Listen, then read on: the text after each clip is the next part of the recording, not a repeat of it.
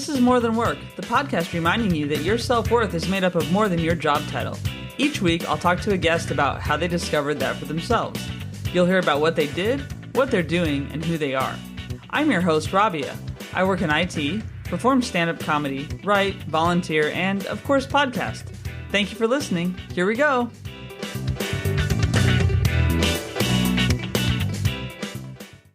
All right, everyone. This week on More Than Work, I am really excited. I'm always really excited. Actually, I don't put people on here that I'm not excited about, but I am really, really excited just because I haven't gotten to hang out with this guy in a while, and we're getting to do that. So it's Sean Arkless. He's co-founder and director of Sjark Limited. We'll get into what that is and even how it's spelled, and also a vocalist at Hello Amnesia, which is a great band in London and super fun. So thanks for being here, Sean. Thank you for having me. It's a real pleasure. Yeah, pleasure for me too. It's just good to see your face. So, and we were just talking about seeing each other's faces. But first of all, just where am I talking to you from? I'm currently in my flat in London, Elephant and Castle, where I recently moved. Yeah. Okay, cool. Yeah, so you moved south of the river because you were living pretty far north actually before. Yeah. During my studies, I was up north, and I spent most of my freelance time up north as well. This is a very new development for me, and I have to say, I like being really close to everything. It's kind of nice. I know, same here. Like, people say, oh, it costs so much, whatever. But it's like, yeah, but I also then can walk a lot of places. So yeah, and I cycle everywhere now. Like, I don't even use the tube. It's great. Oh, nice. Oh, that's really good. So actually, so you mentioned for your studies, and you're currently studying, but also you did study, and that's when I met you, was with some of your student mates, basically. So where did you study, and where are you studying now, I guess, too? And then what? Okay, yeah. So I studied at a place called ICMP, which is the Institute for Contemporary Music Performance in North London, in Kilburn, and I studied songwriting for 3 years for my undergrad. And that's when I formed the company in second year. I formed the band just towards the end of first year. So that's a lot of my kind of life projects have sort of stemmed from that degree. It's also where I learned about audio, where I sort of became an audio engineer for live sound. And yeah, so my whole career kind of came off the back of that. And then I was freelance for a year and a half when I graduated. And then I, on a bit of a whim actually, applied for a master's degree at some very, very prestigious performing arts schools. And I thought, well, it's never going to happen for me. Mm-hmm. And then I got into all of them, and it kind of blew my mind. So I thought, shit, I better do it. Mm-hmm. Totally. I'd better do it. So that's why I'm now studying musical theatre, masters in musical theatre at Mount View College, which is in Peckham. And they are, it's incredible. I've just finished my first week, and it's not just a step up, baby. It's like 10 steps up. Wow. Yeah, that's cool. And did you always like musical theatre? Like, how'd you decide to pursue that study after what you've been doing? I've always loved musical theatre. I think it's one of the reasons I came to London, checking out all of the, the West End. I always go and see a show at least once or twice a month, and I still feel like I know nothing about this scene, mm-hmm. to be honest. Like, no matter how many plays or shows I see, I still feel like I haven't even scraped the surface. But yeah, I did musicals when I was in high school. Mm-hmm. And I don't know, like, I've always been a singer and a performer and an actor, like, even just throughout my whole life, really. I think it's always been a bit of a calling for me. So musical theatre combines all of my performative passions into one very lovely box. And it also enables me to write as well, because as a songwriter and a writer, I like to combine those two things as well. So it really is like just a sort of full circle. This is everything that I do in one little box kind of thing. Yeah, and it's such a unique way of storytelling, I think. I mean, some people, I think, will make fun of musical theater, and I've met a few people who don't like musicals, and they go, I don't like when people just start singing, and that doesn't happen in real life. It's like, well, neither does a lot of things. Like, any science fiction, well, I won't say any science fiction, but a lot of them don't happen in real life. Some of them do, as we've seen. But, I mean, a lot of things don't happen in real life that you're entertained by. BoJack Horseman, there's not a horse walking around talking and doing things like this. Exactly. But I really enjoyed it. But are you already thinking about stories you'll be able to tell in a different way through musical theater?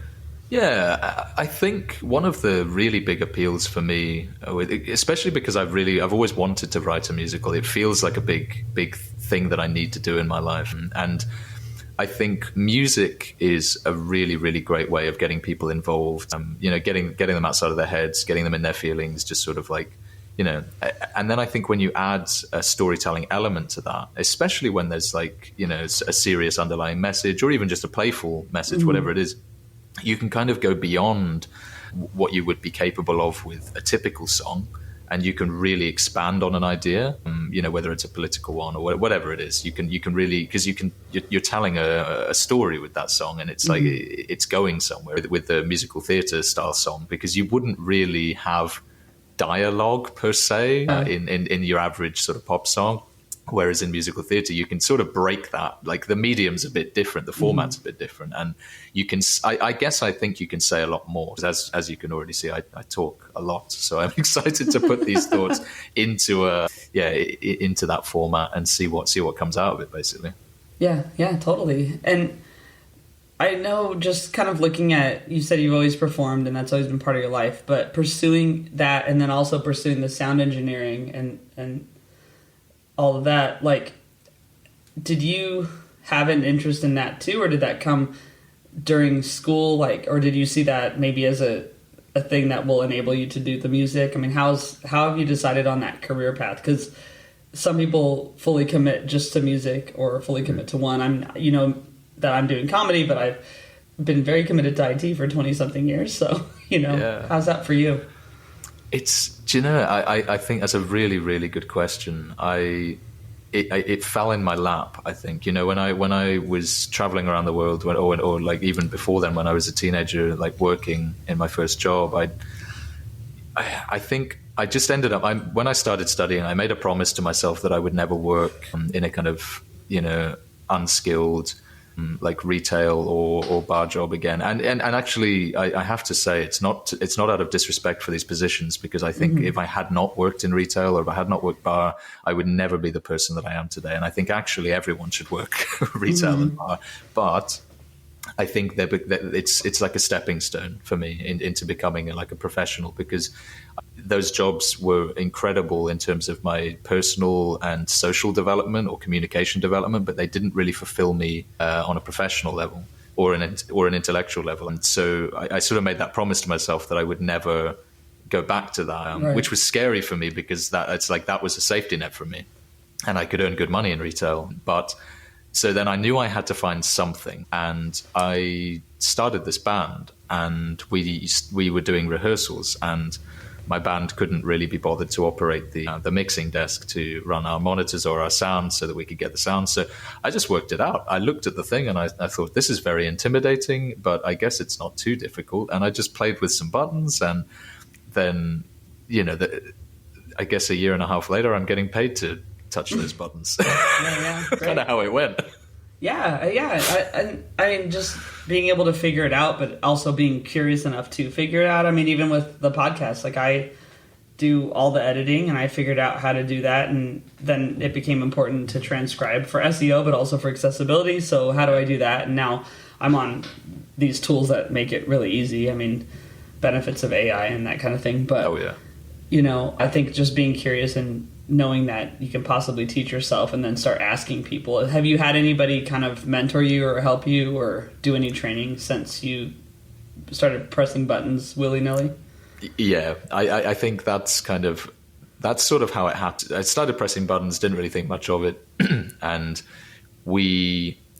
I used to go to these like open mics or just social like music events, and I'd perform, and I eventually met a guy. He called himself Scotty Rockstar. I will never forget that man. Crazy guy. I was looking at his iPad and I was like, oh, are you controlling the sound from your iPad? And he said, yeah. And he showed me how it worked. And he offered me my first ever professional job, which was like £50 for 8 hours, which was ridiculously underpaid. But nevertheless, I learned a lot, and I kept coming back, and he sort of showed me how amplifiers worked and speakers and speaker cables. And we were operating like the worst quality equipment as well. So like I had to learn how to problem solve very early on. And it actually, it totally changed everything. And so it started with him. And then, I moved on to people who were doing more like corporate stuff. I basically just went and talked to people and I said, hey, I'm really excited about this now, like, because I've got a bit of experience, but I still have a lot to learn. Is there any chance I can shadow you? And before you know it, I'm engineering like a live streamed Remembrance Day service in London Stadium for West Ham United, and I blagged the whole thing. Like, I don't know how I ended up there, but it was and it's sort of just one step by step, just asking for help, basically. Nice, that's great. And then you decided to go with Sjark Limited and do your own music production company versus like working for another one. And is that just really like an extension of you being a freelancer, or did you put it together as a company that has people in it and that kind of thing? So basically the whole thing behind Sjark, I think, was by the time I hit second year, I sort of recognized that there were certain aspects of the creative industry in general, and especially being freelance within the creative industry, that I didn't quite understand or agree with. It just felt like it was all a bit too difficult, bit complicated. Communication was really quite poor in a lot of areas, and I guess I wanted to try and see whether or not my ideas about how that could be improved were of merit. And I guess the only way to see whether or not they are of merit is to try and put them into practice. So that's kind of how it came about. And I met my business partner, Lasse. He was head of events at the university I was attending. And I watched him work for a year, and I was like, this guy gets it. I called him and I was like, hey, can you help me put a live stream on for my friend? And he was like, yeah, sure, no worries. And I was like, great, I'll pay you this. Like, it's not going to be big budget, but if it works, then hopefully we can do more of this, yada, yada. And then we did the thing. And in the taxi on the way back from this job, which was the most stressful, intense thing I've ever done in my entire life, because I'd never really done anything ambitious like that before. And I really was not ready, but I guess we just jump in, give it a go. And it went so well that I said to him, listen, we're starting a business together. And he was like, what? He was like, are you joking? Yeah, it's like, no, we're going to start a business. We're going to change the industry. He was like, you're insane. I never forget this conversation. And then 2 years later, here we are. I think I still do a lot of freelance work. He still does a lot of freelance work. I'm performing. He's a drummer. And we're slowly building. Our client base is building. Contracts are kind of increasing. And we don't have any employees yet, but we're I'm really excited for when that flips and we absolutely need one. It's kind of like, and then we need another one and another one, because it's, I can see the trajectory and it's really exciting. But currently it's all on a freelance basis. And the majority of our work will be freelance, I think, for the foreseeable future. But there will obviously be a certain infrastructure we require in place for the back end. Yeah. Yeah. And so what, I guess, when you look at, maybe pick one or two problems that you would like to solve, and like kind of how maybe you're trying to solve those. That'd be cool. And just so people can get an idea of what you're doing, but then also kind of your thinking, which I'm interested in because I've worked in process improvement for a long time. So sure. Oh yeah, no, it's one of my favorite topics. I think problem number one, I'd say support network for freelancers. When I was coming up into the industry, and don't get me wrong, I'm still quite a baby, to be honest, but when I was first starting out, it felt like the level of understanding for how to kind of encourage and inspire freelancers to do their best work was very limited. Mm-hmm. And it was very stressful for me. A lot of my peers, they sort of shied away from this freelance lifestyle, even any of these freelance opportunities, because it's very intimidating. It can be very intimidating because you're all alone, and you don't have anyone to tell you what to do. And I think I want, as a company, like our sort of mission is to find a balance between independence and support. It's like, we're not going to tell you what to do, but we're going to help you to figure that out for yourself. And I think if I had that when I was coming up into this industry, I think I would have been a lot less afraid. I would have been much more confident. I probably wouldn't have suffered so much, in the wrong kind of circumstances or situations. Mm-hmm. I would have believed in my capabilities and my value at an earlier stage. And I probably would have spent less time worrying about how to market myself. I'm not an accountant. I'm not a graphic designer. I don't know what SEO is really. I mean, I get it, but I'm not, like these are not my skills. My skills lie elsewhere. So why, I guess in some ways I was almost kind of saying, well, why the hell should I have to do this, Yeah. And we want to provide that support for people who, like myself, really, their skills are not in building a website or, understanding marketing. It's like, so we'll help them to do that so they can do what they're best at, basically. Mm-hmm. So that's a huge thing for us. We also, I guess to add to that, we're very passionate about like the next generation, I guess. Mm-hmm. And that doesn't necessarily mean young people. It predominantly is, but there's a lot of career changes that we're supporting in our work as well, like to give them opportunities to, if they want to become a photographer, we're going to help them to do that. So we're really passionate about career changes and the future generation, because we want to help them to be, well, the next best thing, better than us, right? An improvement on what we've done. And I suppose problem number 2 would be quality control. You have no idea what you're getting into. You scroll Instagram, I want a photographer. How do I know if they're any good? How do I know what their values are? The world is so oversaturated with information, and there's so many different people and websites. Some people are very good at bluffing. Some people are very humble. Some people are too humble. It's like it's so hard to know at a glance, unless that's your professional skill set. Like unless you're like working in recruiting freelancers, it's really difficult to know if you're getting the right thing. And you go on Fiverr, it's the same thing. Like you go on there, you find people, you're like, I don't know. Like, and there's so much trial and error.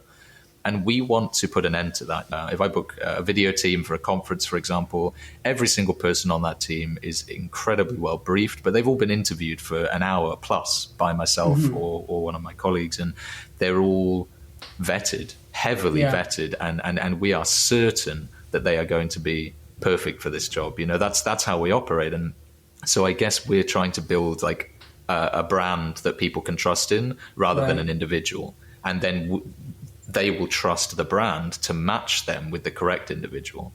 That's because honestly, I'm sure you yourself have been through this stress of trying to pay people to do a job that you don't feel comfortable doing yourself. It's almost like you may as well have learned how to do it and then done the thing because of how much stress it is. Oh yeah, for sure.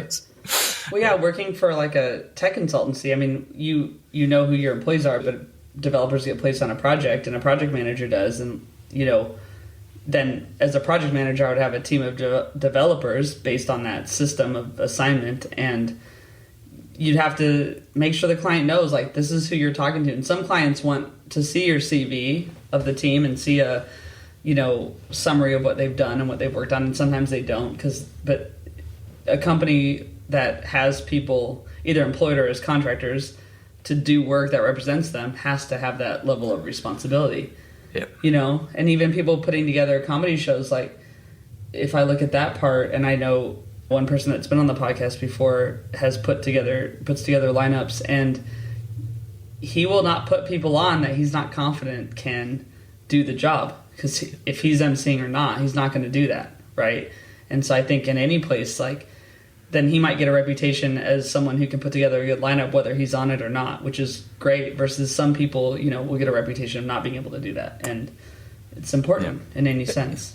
Yeah, you've got to care. You have to care. You have to be seen to care, especially when you're not involved. That almost is more reflective of what you really believe in, because if you're curating a wonderful lineup, or if you're building a team that is just like working seamlessly for your client, like the client's not going to notice any issues. They're going to feel really good, and it's like it's a ripple effect, because the whole thing, the atmosphere, the audience, the punters, everyone involved in the thing, it's just all much more positive. It feels good to be a part of, because someone happened to spend 20 minutes thinking a bit more than perhaps the average promoter or project manager. And it's like, if you just stop and think for just a minute, how can we make this special? How can we care about this a little bit more? What characteristics can we put in place from these particular people to add to this specific context? And it doesn't take much, but people seem to not want to do it. And the only conclusion I can come to there is that they haven't learned the value of caring about that thing. They're too focused on the end result. Oh, I'm putting on a show, and I'm focused on the show being finished and being a great success. But it's like, what about all of the in between? That's what actually matters. That's what we experience. Yeah. Are people reliable? Are they going to show up when they say they will? You know, and if they're not, do you have a backup? That kind of thing. I mean, especially when doing events and you happen to put people on site, you can't be at every single thing, especially when you get really busy. Yeah, well, that's cool. And then, and then one of my favorite subjects, and I'm sure yours, is Hello Amnesia. Oh, right. Lest we not forget them. That's an amnesia pun, but I missed that. Can't forget amnesia. That's so weird. But yeah, so talk about the band. Okay. Yeah. Do you know what? Like, honestly, one of the coolest things I've ever been involved in. I made a joke to someone when I was in the Philippines. I had £400 in my bank account, and I was at my wit's end. I was 23, and I was like, I'm going to go to London and I'm going to busk for a living. Obviously, I ended up discovering this degree course, and I ended up doing a degree and everything. But it's like, I remember saying to someone on the beach, I was like, do you know what? I'm going to go to London and I'm going to start a band, and it's going to be bigger than Queen. And they laughed at me. And I laughed at myself for making a statement like that. While I was, probably only half serious about that, it really inspired something within me. I thought, well, let's see what I can do. Like, let's actually follow that through. Let's pretend that we are capable of making a band as big as or bigger than Queen, and just try. What's the worst that can happen? We play a gig or something, and we realize that we're just no good. I think, when I was in first year, I was just running around all these gigs and stuff. I was thinking, I want to start a band. I don't know how to start a band. I don't even know what a band looks like. I went to jam sessions, and I got up on stage, and for the first time in my life, just started singing like rock music. And my now drummer, Sam, he came up to me and he said, "You sound like Robert Plant." And I was like, "Who is that?"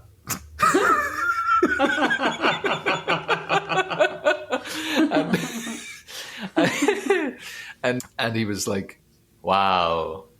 And I was like, I don't really know rock music, like I'm not really familiar with it. And then we found a few other people. We got together. We started singing a couple of songs that I had written. They started arranging them, and we realized that we actually had like quite a cool sound, and we were like got along really, really well. And I basically forced all these guys into a room together. They were like, "What are we doing here? Like, this is the morning. It's like we finished jam session at 1 a.m. Why are we here at 10 a.m.? This is going to suck." And 2 hours later, we had a band. And then we started rehearsing and writing songs. About 3 months later, 4 months later, we played our first ever gig. And it was like incredible. It was the most electrifying experience I've ever had in my life. Yeah. Well, yeah, no, it's a cool band. And I mean, I got tinnitus one time at one of your gigs, for sure, just briefly. But I was like, okay, this is where I'm like, am I too old to do this, to go see these young guys on stage? But first of all, how'd you come up with the name Hello Amnesia? How'd you guys... I've always wondered whether or not I should try and make up a story that's cooler than this one, but I'll tell you the truth. I wrote a list of names. Well, I'll tell you the premise for the name, actually. That's probably more interesting. I wanted something that represented nostalgia, like the old school, because we kind of found this classic rock kind of influence, and we wanted to maintain that energy, right? The energy from the 70s and 80s. And we wanted to eventually, when we learned how, transform that into a more palatable kind of modern contemporary sort of music. But it would keep the energy from that, but keep the production value of something more contemporary, so that it's like really nice to listen to, really fun, really engaging, but not losing the kind of soul and the heartbeat of rock music from the 70s and 80s. Because I think a lot of modern music, it can be a bit, should we say, emotionally flat, I think. Like it's not as like thrilling, I suppose, and we wanted to keep that. So I thought, right, nostalgia, that's amnesia. That's the amnesia component. And the more contemporary side was like, oh, hello, because it's more like present moment, right? And that I wrote down many, many names like that. and then on a list of paper, and I turned to my flatmate Kim Nanninger, who actually she wrote one of our big songs nice. Called Stranger, which is on Spotify. You can listen to. She co-wrote that with me. Nice. But one day I turned around to her in the kitchen and I showed her this list and I said, Kim, what do you think for band names? And she looked at the list and she was like, these all suck, but this one's good. And so Hello Amnesia was the one. That was it. Nice. That's kind of. Can you imagine like baby names? These all suck. This one's good. That was it. It was like immediate. And I was like, well, decision. that's my grandparents' name. Like what? I know. She was so like blunt about it. Like I just sort of looked at her like, do you know, I actually put real thought into these. Yeah. She's like, no, sack these off. This is the only good one. Very good. Well, you need someone like that, though. I think we all need. I tend to be the person people have like that. Just I think they call it being American, but I just call it being honest. But yeah. Oh, I like it. Yeah. That's cool. And so you've always performed, but like really getting into rock, this kind of rock was different. So have you, as a result of being in the band, started to discover music, even though it's from the past, like discover music that is now influencing you? I mean, like I didn't listen to the Smiths, like, I'm in my 40s. I didn't listen to the Smiths until that 500 Days of Summer came out. And then I was like, whoa, what is this? And then, right before Morrissey became a total D-bag, but still like, and it's just interesting when you like discover old things. And so have you discovered any music now that you're like, oh yeah, this is great and this is kind of what I feel and what I want to evoke? Definitely. Like I remember in 2006, I think it was 2006. Oh God, I think so. I listened to a friend of mine had a CD of the Red Hot Chili Peppers and the Stadium Arcadium, and I just sat in his car and we listened to it for like 2 hours or however long. It's a long album, and that was probably the closest thing I ever came to the kind of music that we make as a band. And when I was a teenager. And at least on a kind of regular basis. And then, when I eventually got my little MP3 player, I put all of these songs on there. There was a bit of Green Day on there. I had some of these like, emo punk rock bands. There was a little bit of that, mostly just very commercial, like generic stuff. Yeah. And then I did start listening to a lot of like heavy metal when I was a teenager because obviously I was told that I was supposed to be depressed and angry. So what did I do? I became depressed and angry. Like So I did a lot of that, like Lamb of God and Opeth and all of the like Slayer. So I guess I did listen to a lot of that stuff when I was younger. But what I really discovered since forming the band is like Led Zeppelin, for example. Oh my God, I adore their music. Like, I mean, it's the songs are incredible, especially from the time that they were made. Like Deep Purple, huge influence of ours. Like, I mean, also on a more kind of contemporary kind of level, like Foo Fighters, absolutely fantastic. I think Dave Grohl is a genius, and like just even that first album, I'm just like, it blows my mind that he did the whole thing by himself and then found a band. Like, wow. I guess, and Imagine Dragons as well. Quite a big influence for us. Yeah, I honestly, my bass player, he's a lecturer in university, and he at the start of the year, he always says to his students, you came here because you think you like music. 90% of you don't even know what music is. And he told me this, like he gave me like a mock lecture of this one day when we were on tour. And I was like, oh my God, that's me. I don't even like music. I don't even know what it is. And he sort of was talking about the fact that everyone's like, they've listened to like one album and they think that that's what, like, they love music. But actually it turns out most people who go to study music or the arts, they're not lovers of the art itself.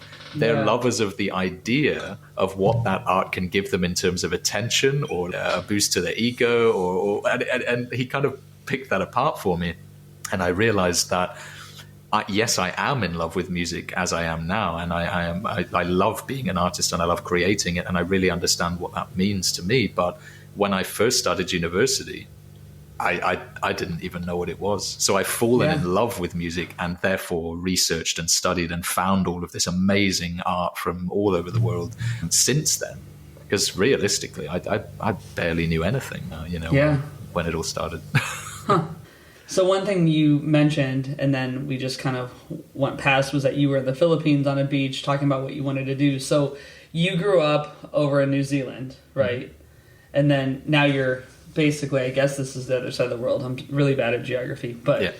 and just that decision you made to move over to England and kind of figure things out, and at that time, I guess you were just kind of working in the retail or the pub or that kind of thing. So do you think that was like the big turning point for you, though, just making that decision? Or how did that all happen for you where you're doing what you're doing now? Yeah, that's a really, really, really good question. Ooh. I think I lacked a lot of self-confidence growing up. I think I was always told in school that I would never really amount to much because I was always I never really found it easy to pay attention to what my teachers were saying. And I left school when I was 16. So I sort of started working quite young, and I didn't really know what I liked, what I wanted to do. Like, I played a lot of video games. I was really into my World of Warcraft at the time.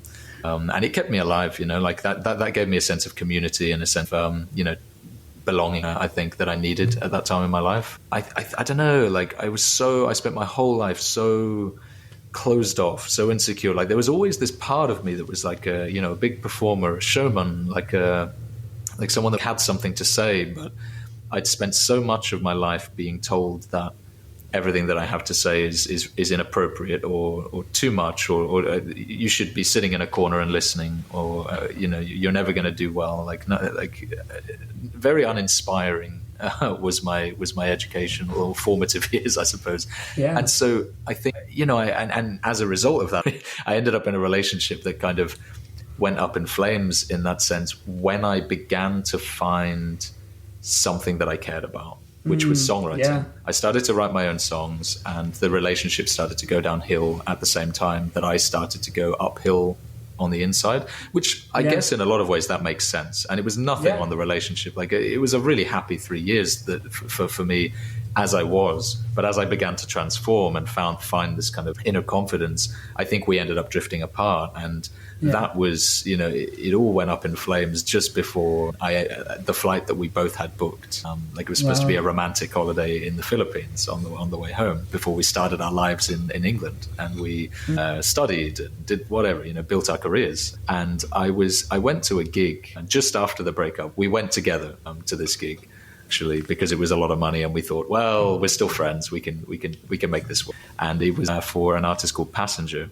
Oh, yeah. Yeah. Well, who we've seen together. Oh my God, we have. That was amazing. Yeah, it was amazing. That was like the first, one of the first London gigs, and you just texted me and you're like, Sean, come see Passenger. I'm like, yes, I love Passenger. And I'll tell you, because, so I've probably already told you this actually, because in 2018, I went to see this gig and I saw him performing on stage. I was singing his songs at him.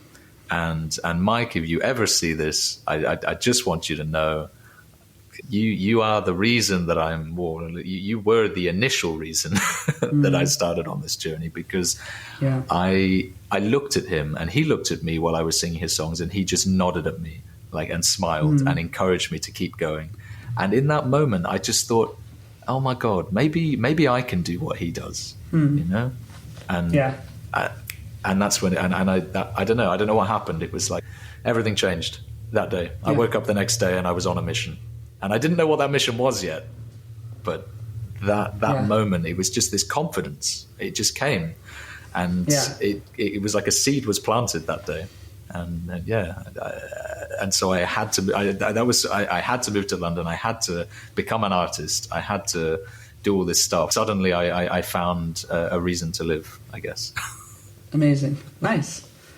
That's great. Yeah, and Passenger's great, and we've seen a few shows together now, and it's always fun. So, well, I think one thing I like to ask everybody on the podcast is just do you have any advice, or do you have a mantra you want to share or something like that? Yeah, I guess my advice to people based on the last 4 years of my life and where it's led me would probably be trust your instincts, hesitate less, feel more. Pay attention to how you respond to things, and don't judge yourself too harshly on those responses. Learn from your observations and find peace in your newfound understanding of yourself and how you interact with the world. Live fearlessly and choose your own adventures. Yeah. Yeah, that would be my advice. Remember those choose your own adventure books? Did you guys have those? That's why I said that. It's like, you Amazing. choose a page, you just go to the next one, and you don't have full control, but you know, No. yeah. And you can always flip it back, and so Yeah. I guess that's like decision making, right? You like weigh the options. Yeah. So cool. Okay, so now we're gonna do the fun 5. These are 5 questions I ask everybody. Great. So we'll start with the first one. What's the oldest T-shirt you have and still wear? I was given this T-shirt. I think I got it when I was 23. It's 2018. It was when I recorded my first solo album. I did a gig by myself, singing my own original songs, and a record label from Hawaii came and picked me up, and it was the most mind-blowing experience of my life, because it was like, it's my first original gig. What are you doing? I'm useless. And they were like, no, we believe in you. We want to record an album. So we did. And they gave me a T-shirt for their record label. And it's called Rock the Rock Records in Hawaii. Steve and Lauren, really, they're just 2 most amazing, awe-inspiring people who kind of set me on this path, really. I find myself putting that T-shirt on when I'm feeling, I don't know, nostalgic, I guess. Yeah. Like, it's like if I've got a day at home by myself, Yeah. I'll put that T-shirt on and I'll look in the mirror and I'll be like, man, look how far you've come. Like the last 5 years. The T-shirt's not that old. It's 5 years old, but I still wear it every now and again, and it's just one of the most precious T-shirts I could ever imagine owning, and I will never ever get rid of it. Yeah, that's great. That's really cool too. The second one is, if every day was really like Groundhog's Day, like in the film, where the same days lived over and over, what song would you have your alarm clock set to play every morning?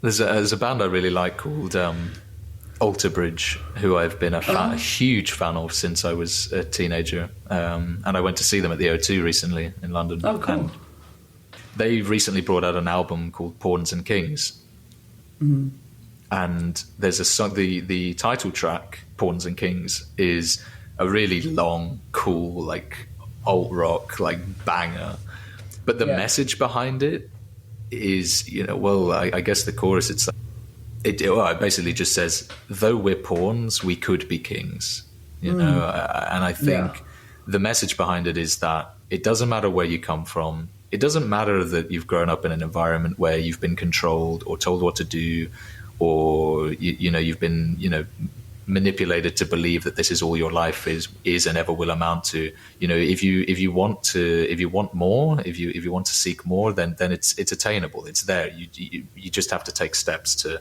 reach out and grab it. And I think Pawns and Kings by Alter Bridge, that song gives me life when I need it most. Nice. That's perfect. Okay, this one's easier, I think. Coffee or tea or neither? So my answer is coffee, but I know it should be tea because I get very overstimulated and I love coffee, but I'm just like, Sean, what are you doing? Stop drinking. It's not good for you. I know it's not, even though I can say, I know seen me, I'm trying not to yawn, but I've done that now. Yeah. I've had coffee, because we're doing this in the morning. I have had coffee today, too much, and I think I've done something where it's now having the reverse effect. So maybe, tea would have been better. I don't know. Easier, right? Easier.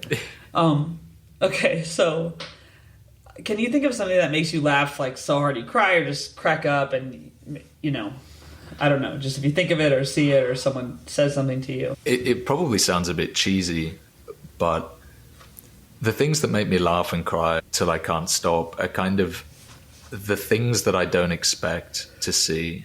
Usually little pockets of joy in the world. Like, I don't know, like seeing children run around and just enjoying themselves in this totally kind of unfiltered sort of like joy is sort of emanating from them, like stuff like that. Like, and you just don't expect to see that on your way to work, and or like a couple that are not just like attacking each other aggressively in the street, like it's like there's a real love, there's a real romance and passion to their interaction. Basically, just anything real. Like anything really, really deeply real that you couldn't mistake that, And when I see moments like that in the world, this world we live in that is so, think it's very shallow at times. It's very like there's not it. I mean, this is reality, but there just doesn't seem to be a lot of reality within it or realness, I guess. So when I see that, it just I get teary, or I smile uncontrollably, and I just walk down the street a happier person, I guess. Yeah, cool. All right, and the last one is, who inspires you right now? Every single person that I meet who has a dream or a goal and isn't giving up on it, is determined despite the challenges. Like like we're all building stuff. Everyone's working towards something, and I guess the people who inspire me the most are the ones that have developed an understanding of the fact that this is going to be tough, this is going to be hard, this is so much harder than I ever expected it to be when I first started. I want to give up, but you know what, I'm not going to. And I meet these people every now and again, and they there's just not one person, I guess. It's so hard to put that into one person, but anyone that kind of follows that kind of mindset and of determination despite the odds, they inspire me every day, and there's more of them out there. There's more of us out there, I think, than we realize. And you just have to look and be open, and we'll find each other. Yeah, no, 100%. Cool. So, Sean, this has been a lot of fun, and I want to make sure you get a chance to say where someone can find you. Where do you want them to look for you, learn about what you're doing?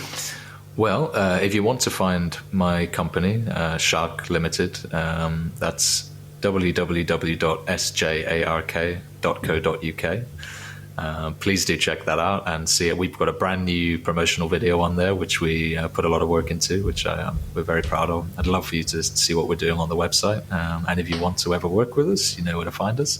My personal Instagram is at Sean, Sean, Arkless, Arkless music, and my band is at Hello Amnesia on Instagram, and you can find us on Spotify or Apple Music or whatever music platform you prefer to listen to.